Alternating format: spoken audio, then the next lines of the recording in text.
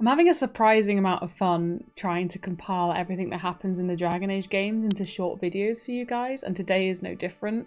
We're going to go through what happens in Dragon Age Origins today, and I'm going to give you the key plot points and story arcs that happen so that you know what's happened in the past before you play Dragon Age the Veilguard. Obviously there are major spoilers. I'm going to go through the whole plot and take you from the beginning to the end of this game, so if you don't want those, I would advise not watching this video. And if you do want to keep watching, I would also advise that you see the Lore of Dragon Age in 6 minutes video before you watch this one, because that talks more about the world of Thedas, so that will give you a lot of context before coming into this one. So I'll link that up wherever it is over here. And without further ado, let's get into Dragon Age Origins and the story of it. Complete side note, I've been laying on the sofa and I have dog fur and maybe some makeup on my jumper. Please ignore. That's who I am right now. We're getting cozy for Dragon Age, okay? Forgive me. Dragon Age Origins begins with creating your character, choosing a race and a class that gives you a unique origin story that influences how your character views the world and is perceived by others. Each origin introduces your character to the world of Thedas and leads them to meet Duncan, a senior member of the Grey Wardens, who recruits you to join the Ancient Order. The first part of this adventure begins with Duncan taking you to the Battle of Ostagar, where you undergo the dangerous ritual known as the Joining. During this ritual, you drink Darkspawn blood to gain Grey Warden powers, but it comes with a deadly risk. Most people die, but you survive, alongside Alistair, a former Templar initiate who was recruited not long before your character, making the two of you some of the last Grey Wardens of Ferelden. At Ostagar, King Cailan and the Grey Wardens, under Duncan's command, plan to stop the advancing Blight, and you are tasked with lighting a beacon to signal reinforcements led by Confronting Loghain, one of the most powerful men in Ferelden and a war hero. However, when the moment comes, Loghain betrays the king and withdraws his forces, leaving Cailan, Duncan and the Wardens to die at the hands of the Darkspawn. You barely escape with the help of Flemeth, a mysterious apostate witch, and her daughter Morrigan. Now, with the Grey Wardens nearly wiped out, you and Alistair are among the last who can stop the Blight. Flemeth provides you with the ancient treaties, and these documents promise aid in times of blight from the various factions of Ferelden. Your mission now is to unite these fractured factions against the Darkspawn threat. So, you set off across Ferelden to recruit allies for the coming battle, and along the way you gather companions who will assist you throughout the journey. These allies can be recruited in any order, but you do visit all of them. To recruit the nomadic Dalish Elves, you travel with your companions to the Brazilian forest. They are embroiled in a conflict with werewolves, and you must help them by either curing or destroying the creatures. The outcome of this quest determines whether the Dalish will join your cause. In the deep roads beneath the surface, you find the dwarven city of Orzammer. The dwarves are locked in a bitter succession crisis between Prince Balin and Lord Harrowmont. You must choose a side, guiding the dwarves through their political turmoil and possibly helping them defeat a darkspawn threat called the Broodmother, which, by the way, she is a really creepy enemy.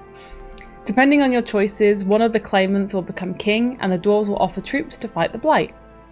In the Circle Tower, you discover that the Mage Order is in chaos due to a rebellion led by mages who have turned to blood magic, a dangerous and forbidden power.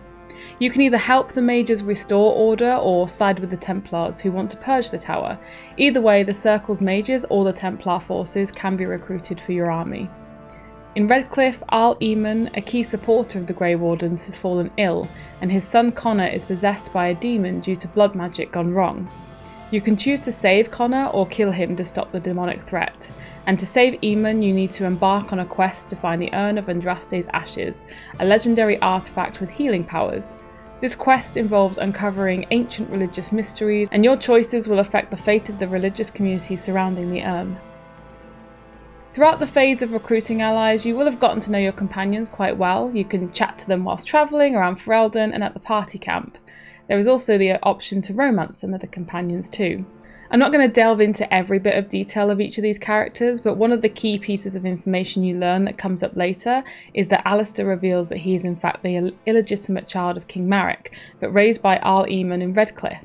Remember this for later. With your allies gathered, the time comes to confront Confronting Loghain, who has declared himself the regent of Ferelden and refuses to acknowledge the threat of the Blight. You travel to Denerim, the capital, where the lands meet will decide the fate of the kingdom. You present your case against Loghain, exposing his betrayal at Ostagar. During the Landsmeet, you can argue for Loghain's execution or offer him redemption by recruiting him into the Grey Wardens. If you do recruit him, it causes tension within your party, especially with Alistair. You also determine who will rule Ferelden, either Alistair, as your character knows he does have a direct line to the throne, Loghain's daughter Anora, or both as joint rulers.